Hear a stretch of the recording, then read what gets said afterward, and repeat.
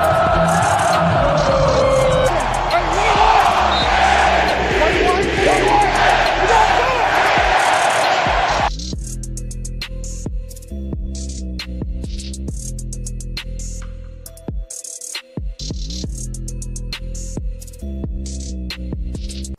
gon' run it, hit the field, blast off, watch them all fall. This is AFC North talk. Got me hype, it's about to be a touchdown. Got the Ravens, Steelers, Bengals, and the Browns. Are you listening? It's time to get it hype. Tune in when the season poppin'. Yeah, we going live. Ay, knock 'em out. Ay, first down, going hard. Yes, indeed. AFC North talk. Let's go.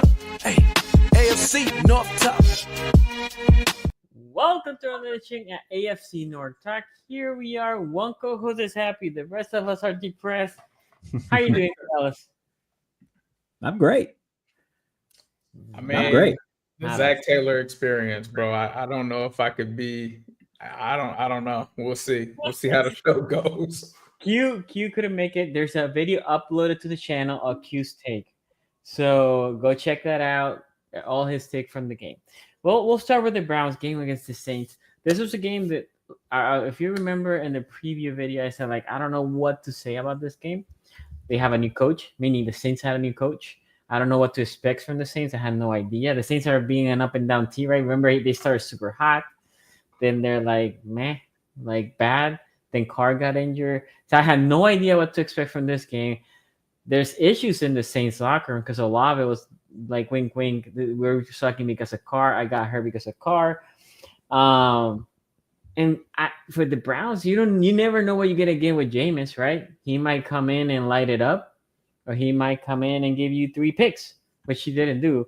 But what surprised me, I'm watching this game, and the score is a blowout, right? But I'm watching the game, and what happened here? 3 quarters were tied. Mm-hmm. It was in the 4th quarter, they said, okay, we got the effort for 3 quarters. We're done. Let's pack it up. Valdez Scantley ran all over them. They were like, GG, guys. I think 3 quarters is enough for our season we're getting. If you're a Browns fan, this must be the worst, most frustrating, or one of the most frustrating seasons. If you think about where the Browns thought they had Super Bowl's hope, Super Bowl aspiration, blah, blah, blah. And you can say, as a Browns fan, well, we look at our quarterback. We didn't have a quarterback. Last year, you did not have a quarterback either, right? Last year, they went with Watson got in you, week 5 or 6? I can't remember exactly, but early enough in the year that people thought you were done. But the defense carried you. This defense hasn't played to that level of defense. Plus, we talk about the O-line, right? Hasn't been able to do it as well. It feels kind of funky in the locker room. That's what I'm thinking with the Browns. It feels weird, which is it's bad enough that if the season goes bad, whatever. That could happen to any of us, right? Your main guy goes injured, season goes to the toilet, whatever. But this feels deeper. It feels like there's a problem there with the locker room. I don't know if Stefanski has lost the locker. I have no idea because with Watson and all that. What do y'all think about this game?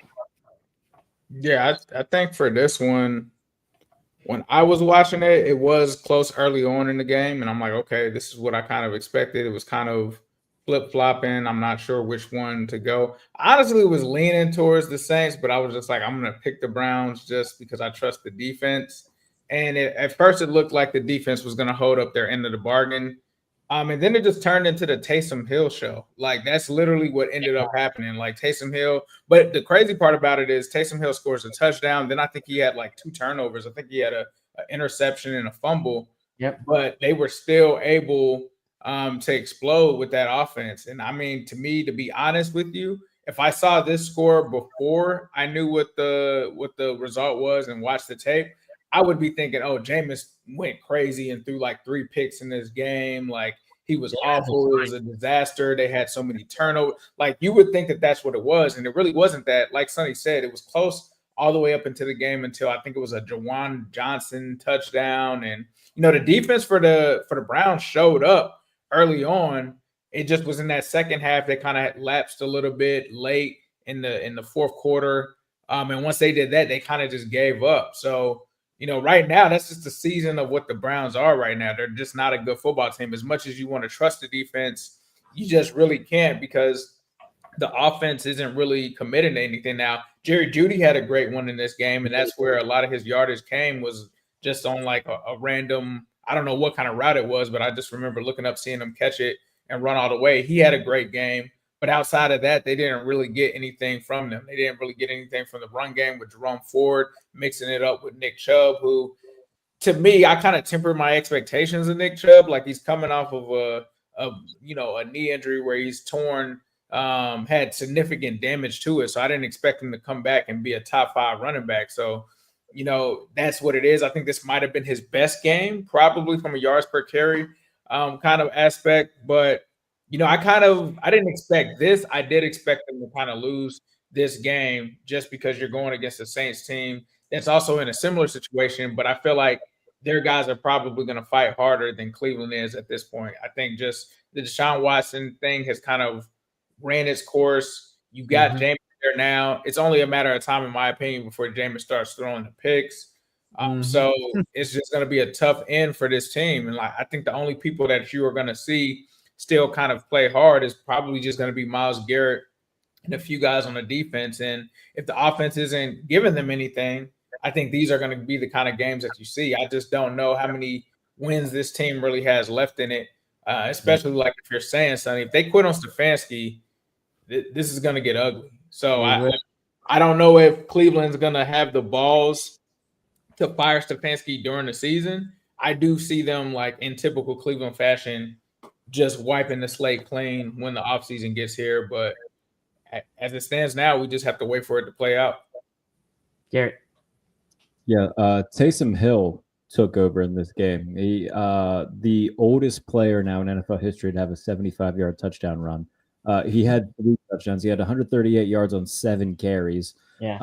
So it appears that Rizzi just kind of took a play out of the Sean Payton playbook and was like, we're just going to use Taysom Hill all the time, everywhere, and that's what we're going to do the rest of the year. So it worked. Yeah, I mean, the game was tight for the vast majority of the contest. Jerry Jeudy had a long touchdown. Elijah Moore had a nice touchdown catch. New Orleans just kind of pulled away, and it became the Taysom Hill game. So, yeah, outside of that, don't have many thoughts on this game. Steelers will see the Browns this Thursday in a place that they've struggled to win in. So by no means am I going to go into Thursday night 100% confident. It's a place the Steelers struggle to win. So we'll talk about that more tomorrow. But yeah, right now, Cleveland is, just, I don't know. When it comes to the Stefanski stuff, I don't know if they move on from him. If they do, I think they just hire internally and promote Vrabel to become the head coach. And if they do fire Kevin Stefanski, I mean, he'll have a job again in 5 minutes. So, good for him on that front. And maybe it would be good for Kevin Stefanski to just get out of Cleveland and away from all of the similar to Baker, right? You come right over to Cincinnati, a little short trip, come right down the road. Wouldn't that be nice? Similar to Baker, right? He could go to Cincinnati. He could go to Jacksonville. There's a plethora of places that he could go. Yeah. Similar to Baker, right? Baker needed to get out of Cincy. Not necessarily because he needed to get out of Cleveland, not Cincinnati. I'm sorry, Cleveland. My bad. He needed to get out of Cleveland, and it took a while, right? Because it wasn't like he left and he was good right away. He had that stop over there in the Panthers. Then he went and played a little bit better with McVay, and then went to Tampa Bay where he found a home. I think Baker's playing well. Again, the thing with the Browns right now, they need to contain it. That is just one bad season, and it doesn't spiral into going back to what the Browns were, right? That nobody wants to go there. Nobody, if you want a free agent, you have to pay X amount, right? 5X, 2X, 3X to get that free agent. That's where the Cleveland Browns don't want to be. So we'll see. Let's talk about, we have a super chat and then we'll go to the next game. Noah Stonehan says, I'm done with John. Every year we play games like this. So undisciplined, and we surprised that we lose in the playoffs. Ravens only lose to themselves. We'll be talking about that game. Before we go to that game, since that's the matchup of the AFC North, let's talk about the Cincinnati Bengals. Oh, I was telling Ace before the show started, before you got here, Jared, that I was watching this game, I was in shock. By the way, I did parlay. I parlayed the Did Browns. that on purpose, bro. No, You did no, that on purpose, it bro. didn't matter. My parlay was broken, right? Broken with the Browns. I parlayed the Browns. I parlayed somebody else. I didn't hit anybody in the parlay. It's a 0 for 5. But I'm watching this game. And I don't know if I tweeted this, but I said this reminds me of the Washington game because early on, the Bengals were trading touchdowns for field goals early in the first half, right? Like the Chargers were scoring touchdowns, and the Bengals do just enough to, and then they get stopped, and then field goal. Chargers come back, boom, another touchdown. Bengals go field goal, and then right. And I was like, man, this feels like Washington because of this Commanders. That's what happened, right? It was touchdown versus field goals. I was telling him, he's like, I fell asleep after the first half. I'm like, this game is done. I need to take some Z's. I wake up like early fourth, and I see it's a game, and the momentum is the Bengals, and I'm here thinking, oh, they're gonna go up with the kick for McPherson, and he misses. And I think at that point, like you can see the team being like, oh, okay, we lost. That was like the end. And it's sad. By the way, I did my little playoff machine, and I can tell you what the results are later, but it's hard. The problem with the Bengals right now is I still think they're a good team. But we talk about this every year. This offense should always be better than what has been for the past X years, 3 years at least, 4 years, right? T. Higgins and Chase has been here for 3-4 years. They used to have Mixon, although they didn't utilize him. Look what he's doing over there in the Texans. But this offense felt personnel-wise that they have never eclipsed to what they should be. Some years past, 2 years ago, even last year, but definitely 2 years ago, the defense was way better. And as everything, as you start paying Burrow and company, well, your team, the Ravens are in the same spot. Your team will have to take hits somewhere, right? So the defense has taken a hit. But your hope is the offense can carry. And eventually they did, right? But they started so slow. If they would have kept up a little bit more early in the game and then the second half would have happened, then GG, you guys win the game. But that first half was so slow for the Bengals. I don't know why, Ace. I feel like I feel like you guys are like a one-half team almost. There's very few games that you guys against the Ravens you have, but there's very few games that you guys put a whole game. I feel like you either start hot and then you slowly like diminish yourself, or you start slow and then second half you peak. But I don't know. I can't. I'm trying to understand where's that disconnect. It's not adjustment? It's an adjustment. What do you think it is that this is happening? Other than Zach Taylor. I mean, it's Zach Taylor. I don't know what to tell you. I mean, some of the decision making, I think the thing that I always tell you guys about Zach Taylor is his situational awareness is some of the worst, probably the worst in the league when it comes down to it. I think one of those drives, he opted to take a field goal in a game where it's clear that your season is on the line, right? Like Jim Harbaugh in this game was up and decided on fourth down to go for it, right? Like he didn't even need to be in desperation mode at that point, and he was in desperation mode. I think what it comes down to is the defense was horrible in the first half, right? Like when the offense is sputtering, the defense just can't give you anything. And the worst thing about the defense is it's not even a situation where they're allowing drives to take a long time. It's one thing to allow the points and, hey, it's 5, 6, 8 minutes off of the clock. Cool. So that way you can keep it close. They're not doing that. It's like as soon as it's like the defense is on the field, these are like 2-minute drives that these guys are giving up. And honestly, the offense needed to be there. But as soon as the defense started folding and the Bengals are out there settling for field goals, that is what happens. And I mean, when you're in a game like this on the road, you have to know and have the feel to know like, hey, this is the season. This is it right here. And I feel like I've been saying this, feels like the last 3-4 weeks at every point. It's like, all right, guys, when are we going to actually grab this game by the horns and actually do what we need to do? And the only game I felt like they did that they ended up losing was against the Ravens, the second one. That was the one where they were going for it on fourth down. They seemed to grasp the importance of the moment. In this one, it's like they didn't grasp it at all, especially in the first half. You end up down in this game 24-6 in the first half with the Chargers getting the ball in the second half. Joe Burrow, I would say in the first half, it seemed like he just really didn't trust the offensive line.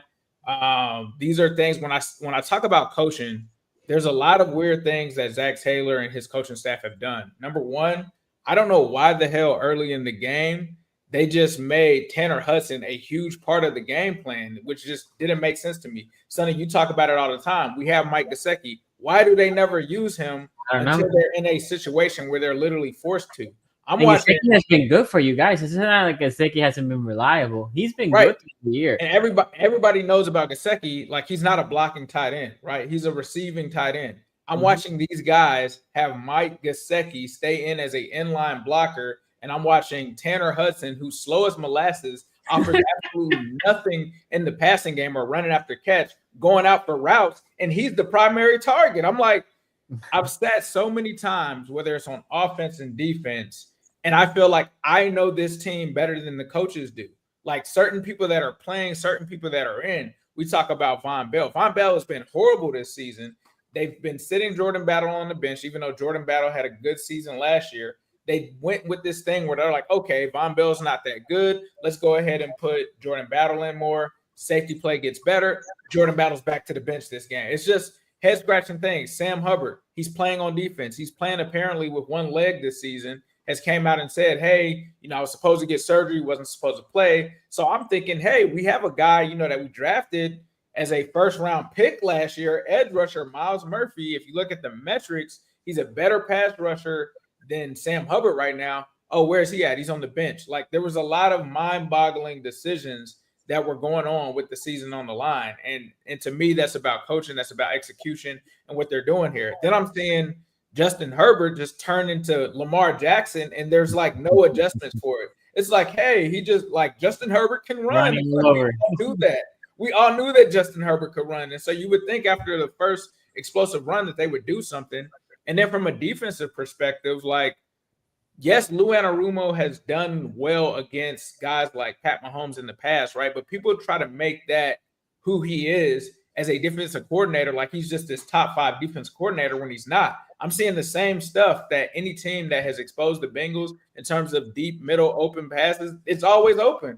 Like when all else fails against the Bengals, just go deep middle and somebody's going to be wide open for a long catch or an explosive play. And that's what this defense is giving up. Nothing but explosive plays. They did that all in the first half. You gave up 24 points in the first half. Then they finally stopped putting Tanner Hudson in, and they start actually concentrating on the guys that got you there. Jamar Chase, T. Higgins. At no point in the first half was I scared of this Chargers defense. I came into this thinking, all right, this Chargers defense is really good. They've never seen an offense like this.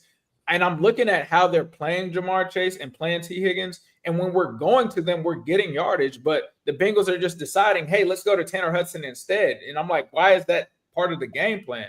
They also were pretty good against stopping the run. And for some reason, Zach Taylor just kept pushing the run instead of getting it to his best players. Well, in the second half, that's what they started to do. Get the ball to Jamar Chase. Get the ball to T. Higgins. And for me, like, I kind of saw this coming. I didn't expect the Bengals defense to be good this year. I expected them at best to be like ranked in the 20s. I didn't expect them to be good because when you let guys like Jesse Bates, DJ Reader, and all of these guys that are cornerstones leave, you've decided that you're going all in on offense. So if you're going all in on offense, then you need to be targeting Jamar Chase, T. Higgins, all of your players that are there. If you know that you can't run the ball, you need to just start passing the ball. Like, it is what it is. That's what they started to do in the second half. They ended up coming back. I was actually surprised because with this defense, the way that it played in the first half, I was just like, this game is pretty much over, bro. I'm like, they can't stop anybody. So when they were able to come out, they ended up benching Cam Taylor-Britt. Cam Taylor-Britt has been the worst corner in the league this season. I love him. Like, I'm sorry. I personally never really believed in the hype of Cam Taylor-Britt. Like, I still remember the first time Cam Taylor-Britt started against the Browns, and it was very similar to the stuff that we saw with him getting beat. I hoped for the best, but I was not comfortable with Cam Taylor-Britt as a starting corner. I always thought DJ Turner was the better corner between them, but it's clear he is just a straight-up liability for the Bengals this season. They benched him. You get DJ Turner making some great plays. He gets hurt. They end up putting in Fig Newton, who they probably should have played way before week 12. He ends up doing great for them. They just allowed Cam Taylor-Britt to just kind of suffer there and just acted like they didn't have anyone there. And then the most frustrating part about it is you just had Xavier Howard in and you lowballed him like you don't have Cam Taylor-Britt struggling at the corner position. Now you lose DJ Turner in the same game. And because you wanted to give Xavier Howard, I'm assuming, because I don't know for sure, vet minimum, which I don't know why you thought Xavier Howard is taking vet minimum, but that was a choice. Now you have a complete hole at the cornerback position. That's neither here nor there. But Joe Burrow is getting into a rhythm. He's doing this thing. And this is the thing, bro. And I told people this when it came to T, when people are like, oh, well, you got to let T leave. You got to let all of this stuff happen. I was all in on this being an offensive team. And if that's the case, you're going to have to give Burrow things that he's going to need. The reason that I always felt like he needed T. Higgins is because Zach Taylor is not a good coach. I've sat here for 4 years and told you guys this. I'm not telling you anything new. You know what the Bengals offense is? When Zach Taylor's plays do not work, the players just do what they want to do, and then they make a big play. All of the Bengals highlights that you see from this season are not drawn up Zach Taylor plays. There's somebody making something out of nothing because whenever they run whatever Zach Taylor has, everybody's covered. There's nothing there. They have to do their own thing, and that's what it is. That's the Bengals offense. So when I talk about you have to keep T. Higgins, it's because the only reason T. Higgins and Jamar Chase are doing things is because they're breaking out of Zach Taylor's offense, and they're just better than the people that are on them. And honestly, if you take T. Higgins out of that and you replace him with some of the other guys that are not T. Higgins, you're not going to get anything. So for Joe Burrow to have to overcome a bad offensive line, a bad defense, a bad play caller with no feel of the game was just a miracle that we were even in this game. For him to come back and do what he did in the second half and put up 21 points is fine, but you can't expect him to be perfect. He literally has to drop back, make the best read on every single play because somebody's not open, and come up with something. While his offensive line coach can't figure out 3 years later how to protect his offense against stunts, how to help his offensive linemen protect this. Like, literally, if you just run a stunt against the Bengals, they're not going to know what to do against it. Literally, if you run cover 2 high shells, Zach Taylor's not going to know what to do with it. That's all you have to do against this team when it comes down to it sometimes. So the fact that he's been able to overcome that was cool. My issue is this, and we just talked about it last week. Situational awareness. You get the ball back. Justin Herbert's having a meltdown. Your defense is finally stepping it up. You get some turnovers, which I was praying for because I'm like, the only way this defense is going to stop somebody is if they get a turnover or we get some lucky stuff that happens. Because even when they made plays, there was a 3rd and I think 17, and they almost gave it up because literally nobody was next to Lat McConkey. He just ends up having butterfingers, and that saved him. But you get into a game where your offense is cooking. Nobody can stop T. Higgins. He's got 9 receptions, 148 yards. No one can stop Jamar Chase. It's clear. He's got 7 receptions for 75 yards. No one can stop Chase Brown, and you're cooking, and you get to a point on, I believe it's 3rd and 6 in their red zone on the Chargers 30 in a game where you're 3 of 3 every time that you're going for it on 4th down. And this is the time that you decide to pull a struggling Evan McPherson onto the field for a 50-yard field goal in a game that you need with your season on the line. Zach, what the hell are you doing, bro? What the hell are you doing? You know that Evan McPherson, everybody that's a Bengals fan knew that he was going to miss that kick. It's like, bro, he's missed several important kicks this season. He's clearly not himself. Right now, his field goal percentage is 70. I don't give a damn if we gave him a contract. He's not on. Like, I gave the biggest contract to Joe Burrow. The number 1 player on my team is Joe Burrow. If I can't trust Joe Burrow and Jamar Chase to get a 4th and 6, I don't know what to tell you, bro. So, like, that's the first play where it happens, right? Second drive, the defense is able to hold them to a punt. Bengals get the ball back again. Cool. We're able to get it down once again into the territory. 3rd and 8, Jamar Chase, in my opinion, should make the catch. He doesn't make the catch on 3rd and 8. I'm thinking, all right, it's put up or shut up time. This is 4-down territory. The way that this game has gone, you have to know that eventually if you give Herbert the ball back, they have a kicker that is actually going to make a kick. So let's go ahead and be aggressive here. No, I'm Zach Taylor. I'm going to send Evan McPherson out again after I just lost the same way to the Ravens, after I've lost multiple times during this season because of Evan McPherson. I'm going to send Evan McPherson out there again. And I just honestly couldn't believe it. No surprise to me that it's a wide left kick. No surprise to me that it's Zach Taylor once again mismanaging and making the wrong decisions in the game because Zach Taylor doesn't know what the hell he's doing. They give the ball back to the Chargers, and obviously our defense isn't going to be able to hold them for that long. This defense gave up 24 points in the first half. So, of course, at the end, they give up the touchdown. That pretty much ends the game. And I'm hearing people now talk about Joe Burrow was 1 for 8 on his last drive. 3 of those passes came on the 18-second drive. I don't understand that. Like, the game is pretty much over. So, of course, he's just out there throwing Hail Marys and stuff like that. Some of the other plays are on the drives where they just went for the field goal and didn't give Joe Burrow the opportunity to try to convert. To me, what the hell is the point of saying Joe Burrow's your best player, paying him all of that money, if you don't feel like on that situation that you're going to go for it on 4th down? If it was the Kansas City Chiefs, they're going for it on 4th down. If it's the Baltimore Ravens with Lamar Jackson, they're going for it on 4th down. If it's the Buffalo Bills with Josh Allen, they're going for it on 4th down. When you have an elite player at the quarterback position and you have 2 elite players, you got one that, if the record was different, he's in the MVP race. You got another one that's the current Triple Crown leader, and you're like, nah, I'm not going to go to those guys. I'm going to go to my kicker that's struggling. Yeah. That has been the Bengals' experience this season. Not showing any kind of intensity, not trying to win the game, trying to lose the game, and now you're 4-7. And this is why I was worried about this game. The Chargers are a good team. This is not a team that you can mess around with. And I knew if they came in here BSing, which they did in the first half, which they did in the second half at points, that's what was going to be what it is. And now you're 4-7. I don't think anybody can be confident about, this team going forward. Like, I get it. You don't want to give up on your team, but I'm not inspired by this coaching staff that they have. And to me, the coaching staff is the issue. You got to get rid of Lou. The defense is giving up 34 points. It seems like a game every game, and it seems like they're giving them up fast and in bunches. You got to get rid of Evan McPherson. He forgot how to kick. You got to get rid of Zach Taylor because he's coming out and talking about, oh, yeah, we don't need to make any big changes or anything. Like, bro, I am done with the Zach Taylor experience at this point. I have zero faith in Zach Taylor. I never really had much faith in him anyway. He was just able to pretty much ride Jamar Chase's and Joe Burrow's coattails.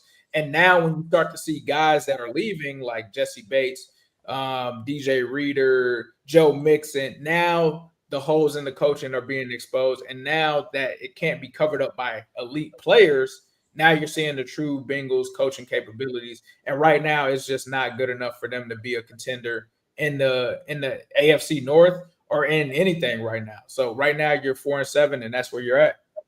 Feels like Joe Brady might be reuniting with Joe Burrow and Jamar Chase. Yes, I need that. I need Joe Brady because here's the thing. The Bengals have returned to being a cheap organization. I don't know if they even left from being it. I think they tried to trick people into throwing the wool over people's eyes because I'm talking to people that are close to the players, and they're like, man, we were sold that they had changed and all of this. It doesn't seem like it. Seems like they just tricked everybody. So a lot of people are going to say, of course I want Ben Johnson. They're not paying Ben Johnson, dog. Right. Like, they didn't even pay Jamar Chase this offseason. Like, I can't sit here and lie to you think they fired Zach Taylor? I think Joe Brady is a guy that you could get and not have to pay that much money. Right. You think they fire Zach Taylor? Oh, bro, this is what I will say. If the only reason they have not fired Zach Taylor yet is because Joe Burrow has kind of had his back. Joe Burrow doesn't seem like he's having his back. Jamar Chase definitely doesn't have his back. Yeah. So, like, if those guys are like, we're done with Zach, he's out of there. If those guys say it. Now, if it does seem like what Joe was saying before to kind of defend Zach has kind of disappeared. So if they go to Joe and Joe's like, nah, he's done with Zach, he's out of there. For the Bengals too. So now, all right, you're 4-7. Best case scenario, like you got one more game you can lose if you really want to try to make a run at this thing. Need to sweep. You got one game to spare, and what is it? Week 17 against Denver. Hey, that could be for a playoff spot if all goes well still. So they're still like in it, because They're still in it. Yeah. on my podcast yesterday. Go listen to the Pump Fake wherever you get your podcast or watch it on my YouTube. When you look at the rest of the AFC, like the reason that I still believe that the Bengals can get a spot is because who are they competing with? It's basically them in Denver. I don't believe in the Colts. The Jets are done. The Dolphins are basically done. It's literally them in Denver. You're right. It's them and the Broncos. So I want to say, what is that? Week 17 they play each other. Is it week 16? Okay, so this is a good conversation because I did want to bring this up. The problem as I see is the Bengals can make the playoffs still. They need to go 5 and whatever is left. They need to go win them all because this is the Broncos' opponents, the Raiders. Yeah, should win that. The Browns should win that. The Colts at Denver. Yeah, should. I mean, their defense should be able to handle it. Here's the thing. Chargers, but here's the loss. The Chargers. That could be the loss, right? Even so, though, like we say, okay, they should win all of those games, but the Broncos aren't a team on that level that I believe that they'll just run through everybody. Like it's still an offense that I don't think they will run everybody. I expected the Broncos to lose this game against the Falcons, and they just destroyed them. So I don't know. But my point is, look, I can see the Broncos losing the last 3, right? So obviously, if they lose the last 3, if the Bengals sweep, they make it. The Bengals make it, right? Only problem with the last game against Kansas City is if the Chiefs have the 1 seed wrapped up, it's going to be the Broncos playing Carson Wentz. Yes, but this is the thing: if the Broncos don't lose the last 3, but they lose the Chargers and the Bengals sweep, the Bengals do make it. Yeah, right? If the Bengals go 5-1 and beat Denver, and the Broncos and Bengals have the same record, then Cincinnati would have. But my thing is, I don't see the Broncos losing to the Raiders, Browns, or the Colts. I think they'll lose at least one of those. I don't think they're going to go 3-0. I don't think they're going to win 4 in a row. I just don't think that they are that caliber of team that they can do. They'll lose at least one of those games. The one thing that scares me about the Colts is I was way more confident when they were like Flacco's the quarterback. Now that they got Anthony Richardson back there at Denver, I mean Flacco is playing too poor to keep him him in. Old Flacco showed up, and I'm like, now Anthony Richardson's gotten benched. Now he's inspired to like kind of try to come back and help plead his case because I mean, obviously, if he doesn't measure up, they could probably be moving on from him. So I feel like he's got extra motivation to come back and be like, all right, let's make sure that I keep the starting position. And I'm like, man, that's like dangerous for us right now versus them just being like, all right, Flacco, you go out there and do your thing. Yeah. So I do think that if it comes down to Cincinnati and Denver, I'm still betting on Cincinnati, even amongst everything going on. Until they're like mathematically out of it, I still think that they're going to be they'll still find a way to get in. Yeah, I think the Bengals are the better team, to be honest, than the Broncos. The Broncos have a better defense. The Cincy has a better offense. The Broncos are more consistent as a team in general than Cincy. But this is the thing. Cincy basically has to be perfect. There's no more games there. There's no more like here's a loss in there, right? Because I do different from you, Jer. I do think they're winning against the Raiders. Broncos on Monday night against the Browns, they're winning that game. And then they're going against the Colts in Denver. If it wasn't in Indy, maybe. But in Denver, I think they lose to the Chargers. That game, I think they lose. I think they lose to the Chargers going against the Bengals the following week, right? Now, I got more faith in Zach Taylor in our defense than I do, man. No, but that's what I was going to say. But here's the thing.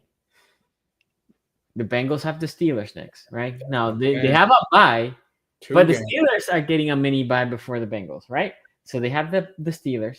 Then they have 2 games that they should win, right? Cowboys and Titans. Those 2 games, if you lose any of those 2 games, pack it up. There's no need for you to even talk about. Those 2 games should be not only wins, you should be slapping those 2 teams around. Then you get the Browns at Cincy. The Browns at Cincy, usually Bengals win when it's in Cincy. And then the last 2 games, right? So if they can survive this next game against the Steelers after the bye, you have 3 games. They're fairly easy. They should win. And then finish the season in a too harsh schedule game. Broncos. Those are the games that worry me is the Steelers because I just feel like, the way the Steelers are playing right now, they match up very well against us in terms of what the Bengals' weaknesses may be. And then now they're able to actually score points now, and our defense doesn't really stop anybody. So we'll see, man. Hopefully they can get it together with this bye week. I know they said Joe Burrow's staying in for the bye week. He's still getting work done. So we'll see. Yeah, they should all stay there, right? If they think they can make a push, they should all stay there. MJ Irish says Ravens have beat the Steelers once since 2020. That's a sad stat in my book. Let's talk about this game. Ravens, Steelers, what a game, what a game. It felt like all AFC North game, right? No, not a lot of points, nothing super flashy. To be honest, I was watching this game, and I'm like, man, this feels like old school game. Like there was not very many flashy plays here and there. It was a very rugged game. I was so frustrated. I'm not gonna lie. With how the game starts, I think it was the third snap. That was when the fumble happened. I think maybe it was the second. Great play by Herbert, your boy, Jared. That is my boy. Hustle. Second play of the game, Sonny. Second play of the game. Oh, right away. Nick Herbig said, "I am back." Oh, it was a beautiful thing. Hell of a play. I'm not gonna. He's fantastic. Yeah. Yeah, it was all hustle. Because I couldn't even blame Stanley, right? Stanley, like, okay, Henry already went through the line. Yeah, I mean, it would have been a solid pickup had he like held on to the ball. Like, it would have been like a 6-yard run. Like, okay, Herbig just made a play. And then defensively, the Ravens came to ball. The Ravens, and I know people are criticizing Stevens because whatever Russell Wilson had not even 200 yards, and Steven gave up like 80 of those 200, whatever the yardage, right? That was mostly one play. That was that rainbow to George Pickens. I thought he played good. People like to give credit to Steven. I think Stevens played well. Obviously, Tre'Davious White surprised me. He played what the hell, by the way? Like, as somebody who like watches the Bills from afar, or not even afar, like covering the Buffalo Bills closely and having an affirmation for the team. Obviously, everybody knows my allegiance to Josh Allen and everything like that. Seeing him go from the Rams to the Rams, I was so pissed, man. I didn't know where he was going to go, and seeing a guy who I've liked for a long time. But he was inactive for the last 4 games. Like the last month or so, and then he steps in and has 2 really good plays in his Ravens debut. It's like, God damn, of course Trey White would come in and make plays. So I was happy for him. Not happy that it's with the Ravens, but was happy that Trey White, kind of came in, made a couple plays, and it came in a Steelers win. Had it come in a Steelers loss, I would be much more angry today. So the defense went through a cleansing hold, right? Marcus Williams officially benched. We had Darius Washington as the other starting safety. Yeah, that he was something. Played really good. He played really good. Defensively, I don't have anything to say bad against this defense. Pressure was getting there. They were harassing Russell Wilson. Russell Wilson escaped a couple of times. That's his thing, right? He had a really good rainbow pass. For the most part, you had Russell Wilson contained. But when you have a fumble with the second play, as Jared said, easy field goal, right? Now, defensively, you're like, okay, you didn't allow a touchdown. Good, right? Then we move the ball, miss field goal. Short field, another field goal, right? And you're like, okay, 6-0. Then the Ravens, I don't know if that wasn't the foul. I think that after that they punt, right? And then the next time that the Ravens, the Steelers have your 6-7, the Ravens score, right? Let me make sure I'm having this timeline. Yeah, Henry gets a touchdown run. The Steelers don't do anything with the ball before halftime. They punt the ball back to the Ravens. The Ravens try to do something. They run the screen past Isaiah Likely, and Patrick motherfucking Queen shows up, forces the fumble, recovers the fumble. And the fact that they did the Steelers defense, so the Ravens start with the ball, obviously, to begin the game, and the Steelers take it and get a field goal. And then before halftime, the Steelers force a fumble, get a field goal. I mean, that's a 6-point swing there in and of itself. And then the Steelers get the ball after halftime as well. So, PQ having that play, forcing the fumble on Likely and recovering the fumble. was awesome. The Steelers, instead of going into halftime down 7-6, they go up 9-7. Yeah. And that's what I was gonna say. Sorry that I interrupted you. All these points from the 9 points are 2 of them are just short field. And even the missed field goal, right? It wasn't in that one. The Steelers didn't gain much. It was a 52-yard field goal from Boswell, which was great throughout this game. It was the Ravens saying, "How can we f this game up?" It was like the screen can have no problem with the play call. People trying to criticize Harbaugh. I don't know what you want Harbaugh to do. It's a safe play. It was an incredibly safe play call. It was just a good play by Queen. Executed well. Pass was there. There was blocks. He gained yardage. Queen made a great play. I don't want people are like, what do you want him to do? Hey, Harbaugh answered this correctly. Do you want me to take 3 knees there? They had 3 timeouts. Now they have the more short field. What do you want him to do? It was a great play call. It was obviously a better execution, or Queen wanted it more, whatever, however you wanted to say it. That was just a good play. The other thing that I can say is offensively, then we moved the ball fairly well, but again, we could not execute. Justin Tucker missed another field goal later in the game.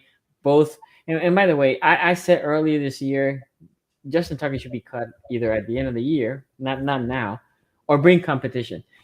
There's a video out there online. I don't know. I'm kind of buying it. I'm not sure. Because this really has happened since the new punter has been the team holding the ball. And he tends to tilt the ball a little bit before Tucker kicks it. But okay, if that is really the problem, and a YouTuber was able to find this out, how you as a coaching staff haven't been able to coach that out? Like, if that's really the problem, let me give the benefit to the Tucker. If that is the problem, why are you still executing it that way? And if it is, there are guys that cannot hold it straight, then put the backup quarterback. Make him hold it. It used to be the backup quarterback. They held the field goals until like 7 years ago. So I don't understand that. The other thing that I would say of this game, very physical game, which I love. I love physical games. I have no problem with physicality. The pick, man, that was a crusher. That pick, I don't know. For me, it looked like the butt of Justice Hill made it down before he popped the ball out. Nope. But great play by Wilson. It was a great play by Wilson. He said you got the purple glasses on, Sonny. He said you was looking at it. Yeah, that's fine. I always say that too, right? I also like seeing that happen. And it was, I love the Peyton Wilson pick when he fell to them in the 3rd round. I didn't think he was getting out of the 1st round, but everybody was worried about his medical history. He hasn't had any sort of like knee injury or anything in 2 years. He still falls to the 3rd round. I was incredibly happy when they picked him up. He looked awesome at OTAs and camp and everything like that. This was his coming out party, I think. By far his biggest play as a Steeler. He gets the interception. He tries to get up and hand it off to Minka to have him run, but they ruled him down because Justice Hill obviously had made contact. But one of the best plays I've seen in a very long time of him just not giving up and ripping the ball out and coming away with the pick. It was very, very fun. Just all effort play from him. The Steelers definitely wanted it more, right? They made the plays. Defense between the offense of the Ravens and the defense of the Steelers, because that's all the plays were made. The Ravens defensively, again, you cannot. There was 2 drives that the Steelers made, 2, both when Roquan left.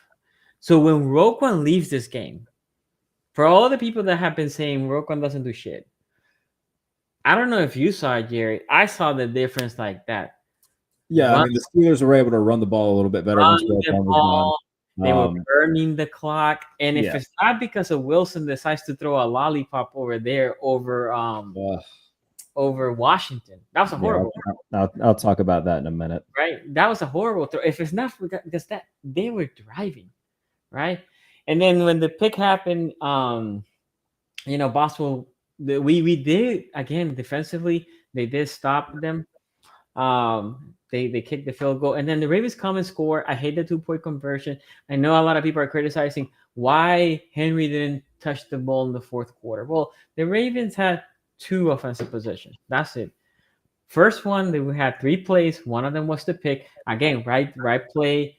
Justin Hill should have grabbed it, should have possessed the ball. Wilson made a better play. Okay. And then the second time that they get the ball there, trying to score with 2.5 minutes, whatever it is. You're just trying to score quick. That's not Henry's game. So you need a different back at that moment. So if you want to criticize it, he should have been in a 2-point conversion. That's where he should have been. I'm not even saying give it to him. He should have been there, even if it is as a decoy. It was a game that, again, it is very frustrating because offensively, you did enough they should have won. But when you had 2 missed field goals, when you lose the turnover battle by 2, you lose only by 2, that's great, but it's hard to win games when you lose the turnover battle by 2 and you had 2 missed field goals. Go ahead, Garrett.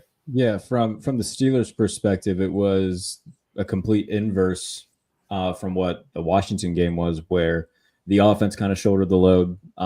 They didn't kick any field goals. They won with 4 touchdowns. They won with a go-ahead touchdown with very few time remaining. This time around, okay, it was very much more of a classic Steelers-Ravens type game where the defense had to be its awesome self, and it was. They had 3 takeaways. They won the turnover battle. And when you just look at the body of work that Pittsburgh put together against Baltimore, they held Lamar to lower than 50% completions, and they held Derrick Henry to 65 rushing yards. Like, that's the best defense in football right now, that they're able to do that. So offensively, we're starting to see some things come to light, especially in the red zone. This is the second game this year that the Steelers have won with 6 Chris Boswell field goals being their only points. I don't know how to look into this to figure out if that's the first time it's happened. I would imagine it's the only time it's ever happened in NFL history where a kicker went 6 for 6 on field goals in 2 games in the same season, maybe in 2 games period. But regardless, Chris Boswell will absolutely be first-team All-Pro this year. He's been incredible. But Mike Tomlin talked about it after the game. He's like, I'm tired of Chris Boswell winning Player of the Week. Like, that highlights our warts as an offense and not being able to finish, and they can't. And shout out to everybody at Steelers Now. Alan Saunders did the write-up for it. When Justin Fields was a starter, he had 11 drives that made it to the red zone. They scored touchdowns on 8 of them. Russell Wilson has led 11 drives that have made it to the red zone. They scored touchdowns on 4 of them. So as well as Russ has played, that has been a weak point, is finishing in the red zone. They did incorporate Fields into a handful of plays this game. It turned out to be pivotal. They ran like a quarterback power with him early in the game, and it got like 6 or 7 yards. I was like, all right, that's a good call. And then they run it with him on the last drive of the game. They run a read option. He slides a half yard too short. But after seeing the Bengals Chargers game when Justin Herbert fumbled, in hindsight, great job, Justin. Glad you didn't fumble. But then the Ravens on the next play, they keep Justin in, and it felt like all the Ravens just made a beeline for Fields, and he gives it off to Najee Harris, and he gets the first down to win the game. So it was cool to see Justin Fields get in this game, but I would like to see him, and I wrote about it on Monday, saying, like, once you get inside like the 10-yard line, make Justin Fields your closer. To make a baseball reference, if a drive is a game, have Russell Wilson pitch 7 good innings, bring in Justin Fields to close it once you get like inside the 15, 10, 5-yard line, because his legs are an asset that you can use. It's an outside the box type of thing that no one else really does, utilizing like a different quarterback in the red zone. But you've got both of these guys that have unique talents. Use them. So I hope going forward to, help mitigate the red zone issues, they can incorporate Justin Fields a little bit more. I think that would be a good idea. The interception. I didn't love the throw, but at the same time, Darnell Washington's 9-foot ass didn't jump for it either, and it went right to Marlon Humphrey. I feel like if he at least jumps for it, he tapped it out. I think that he at least impacts the trajectory of the ball, and it's not picked off. It probably falls incomplete, but I think that he could have had some sort of impact if he had made an effort to get the ball. But they are incorporating Darnell Washington into the passing game, where he had a big catch over the middle of the field. I want to say it was on the second to last drive when they got the 6th field goal. So they're incorporating him more, and I would like to see them do that more, because a guy who's 6'8", damn near 300 pounds, with the ability to move like that, I mean, if you can get him the ball, get him the ball. Pickens had a great game. He's quietly third in the NFL in receiving yards right now. So he's having a terrific year. Now, I think he went 8 for 89 in this game. The longest being that 37-yard catch down the sideline. I think that for me, the most emblematic play that kind of was this game in a nutshell was TJ coming off the edge and just destroying Derrick Henry. That made me feel pretty great. Was enjoying watching that. But yeah, the defense came to play, man. And the narrative going into this week was the Steelers own Lamar Jackson, and that's going to be the narrative going forward until Lamar has a big game against Pittsburgh. That's fair. Now he's 1-4 against the Steelers as a starter, and Nick Wright had a tweet, I wanted to say it was yesterday, against the Chiefs, Steelers, and in the playoffs, Lamar Jackson is 4-12.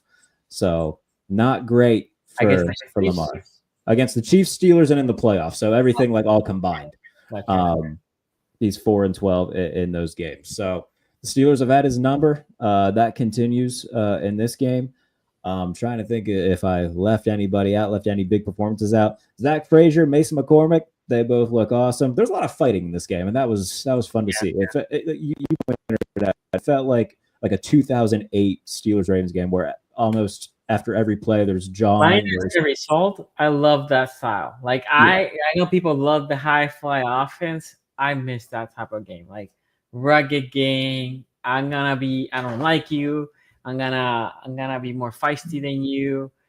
Yeah, I enjoy those type of games. I'm more of a defensive guy. You all know. Apparently, I'm the trenches guy because I always mention trenches. And by the way, this is a game that both trenches came to play.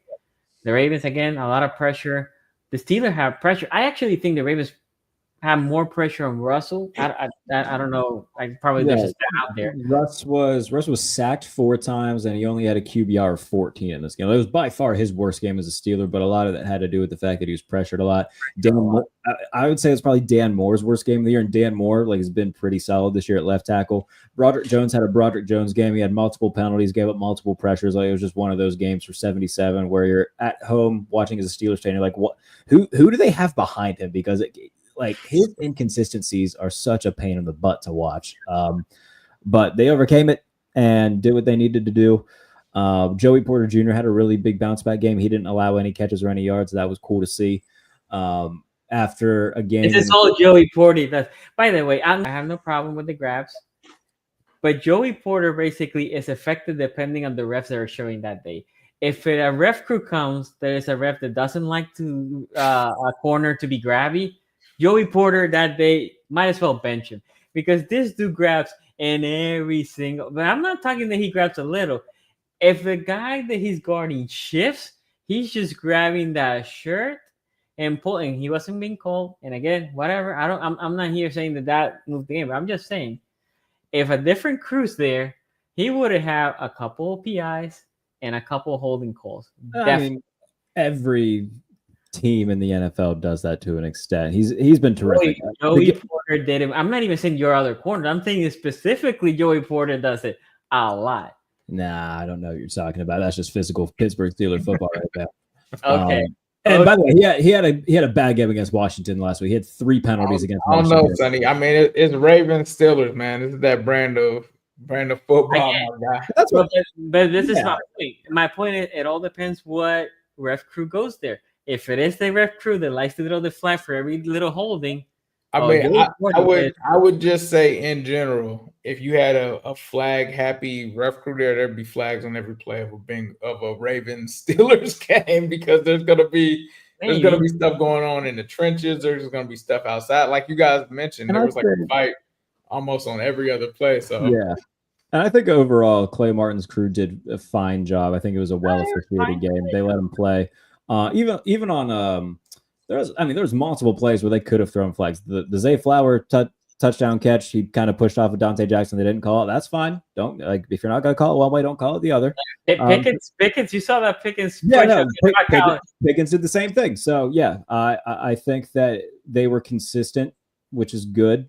And overall, I thought that the I have no problem. Again, this is not me criticizing the official. This is me saying more that because yes, it was a physical game. That if a crew comes to any Steelers game that is more on the PI and holding type of calls, those are games that I can see Joey Porter struggling because he likes to grab a lot. That's what all I'm saying.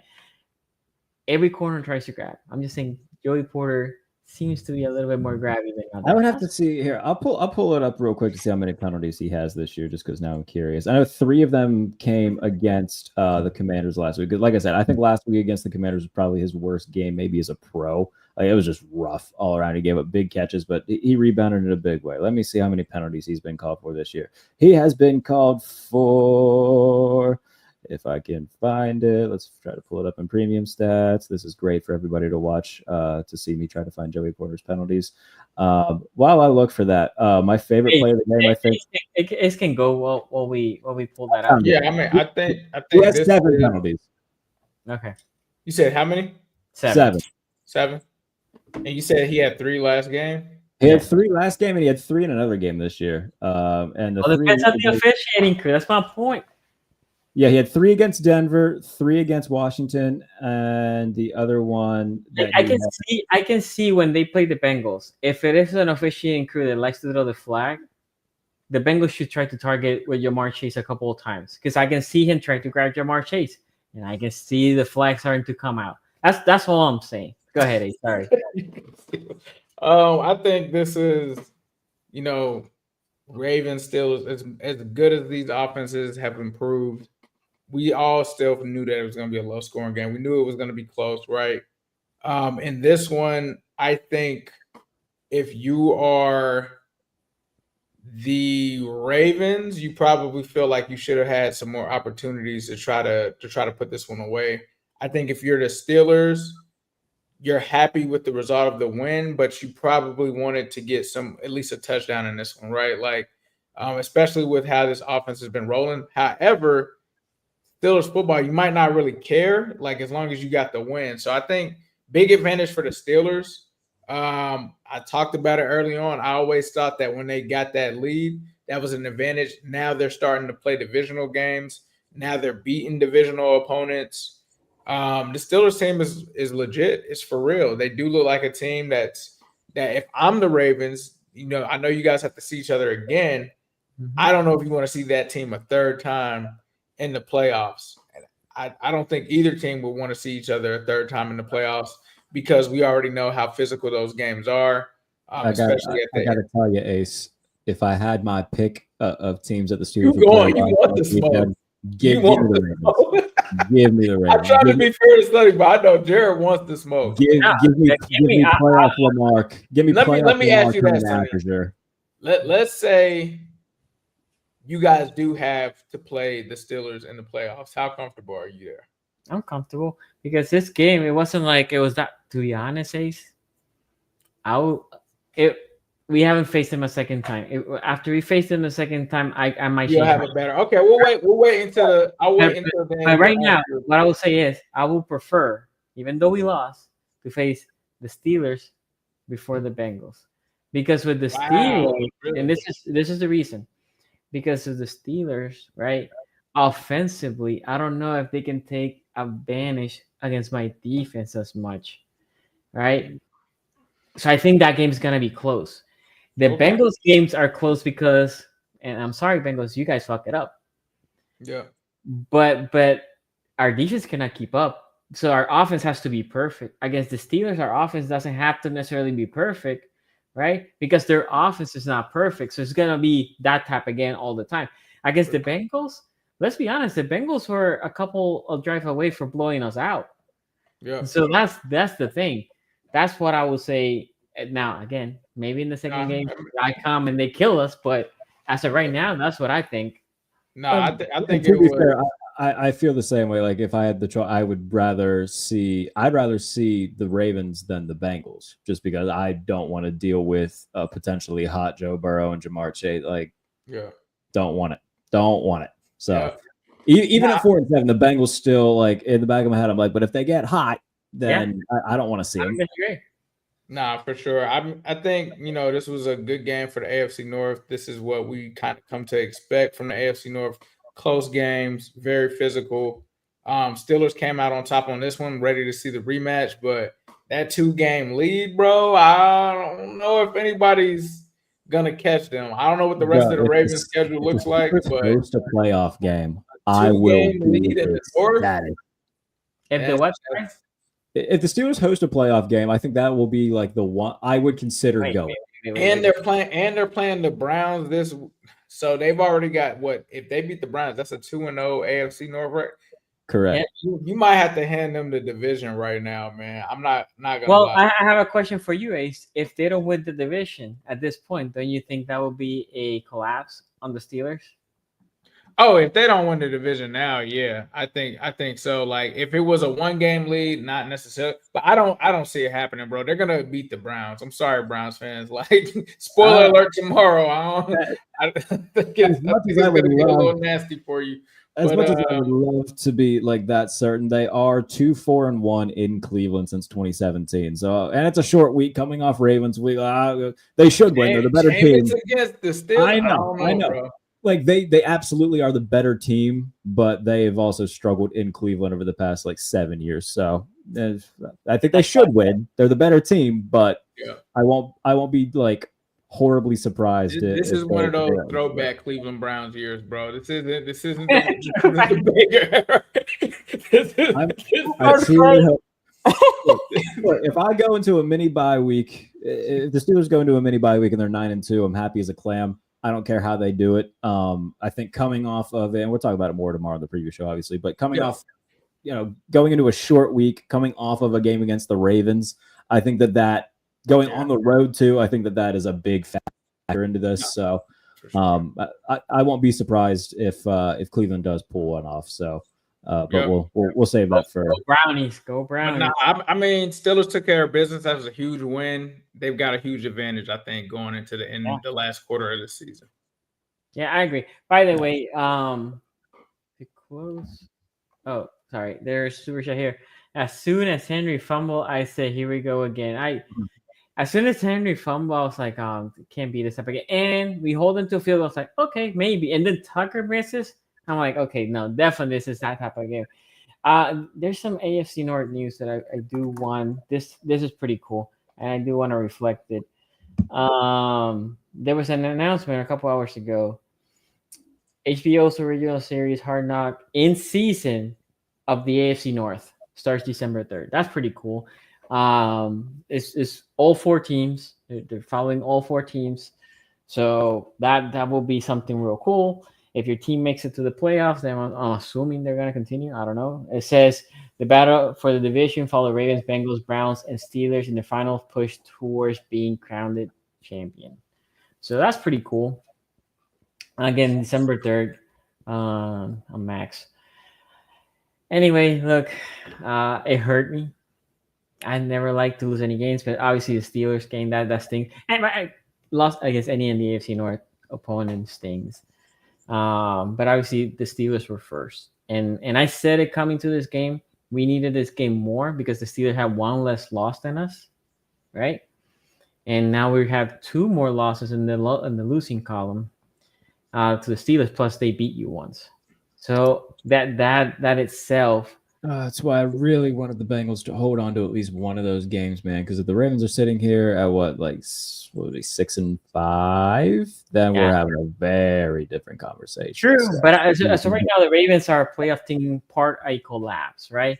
Same thing for the Steelers. Steelers should win the division, parting a collapse for the Steelers. I think that there's 6 teams in the AFC that are absolutely going to make it. And that's going to be Chiefs, Bills, Texans, Steelers, Ravens, and Chargers. After that, it's going to come down to Bengals and Broncos. Yep, and that's it. There's no other than those 2. There's no. There's a 9th. No, it's Broncos and don't try talking to me about if the Dolphins run the get fucked. I don't care. The Dolphins aren't going to do anything. Like the Colts aren't doing anything. I don't need to hear about like Anthony Richardson suddenly becoming like Cam Newton and Josh Allen rolled into one. At least not this year. Like I don't care. It's those 2 teams that are going to be fighting for the 7 seed. It's an 8-team race for the playoffs right now for the AFC. Everybody else is just there to try to play spoiler. Yes, sir. Yes, sir. Okay, we'll be back tomorrow previewing. This week we only have 2 games, so we'll come. And by the way, the AFC North this upcoming week, Thursday night and Monday night. Because both days. Yeah, they do play Monday night. And Bengals on a bye. So the two games is Thursday night Browns and Steelers, Monday night Chargers and Ravens. Usually I don't like a Monday night, but Roquan Smith, I need an extra day for him to heal. Anyway, we'll see you tomorrow, everybody. Until then, peace out.